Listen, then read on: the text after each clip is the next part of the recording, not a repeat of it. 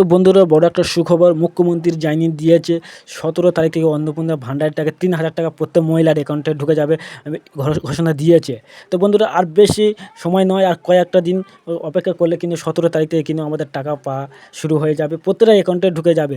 তা আগস্ট মাসে যারা 1 তারিখ থেকে 10 তারিখ পর্যন্ত যারা ফর্ম ফিল আপ করে জমা দিয়েছে, অনলাইন বলো আর অফলাইন বলো, যারা জমা দিয়েছে তাদের ভেরিফিকেশনের কাজ শুরু হয়েছে, কাজ চলছে। আর তারা যদি সাকসেস হয়, টাকা পাওয়ার যোগ্য হয়, অন্নপূর্ণার ভান্ডারের টাকা যোগ্যতা হয়ে থাকে, তাদেরকে টাকা ঢুকবে। আর যারা অযোগ্য কিন্তু তাদেরকে টাকা ঢুকবে না। যারা সরকারি লাইনে কাজ করছে, সরকারি ট্যাক্স পাই দিচ্ছে, ওইসব মহিলাদের কিন্তু টাকা ঢুকবে না। এমনকি দোকান থাকলে, বড় একটা দোকান থাকলে সেখান থেকে সেই টাকাটা কিন্তু ঢুকবে না, এরকমই জানা যাচ্ছে। 17 তারিখে কিন্তু টাকা পাওয়া সম্ভব হয়ে গেছে, ঘোষণা দিয়েছে আমাদের মুখ্যমন্ত্রী। 3,000 টাকা করে প্রত্যেক অ্যাকাউন্টে ঢুকে যাবে। তো বন্ধুরা, আর কয়েকটা দিন আমাদের ধৈর্য ধরলে কিন্তু আমাদের অ্যাকাউন্টে টাকা ঢুকে যাবে।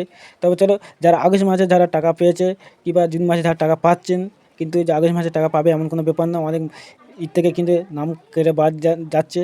তো আগস্ট মাসের টাকা কারা কারা পাচ্ছে আমাদের কমেন্টে কিংবা কমেন্ট করে আমাদের জানাতে ভুলবেন না। চলো, নেক্সট টাইম আবার অন্য কোনো ভিডিও নিয়ে আবার আসবো। ততক্ষণে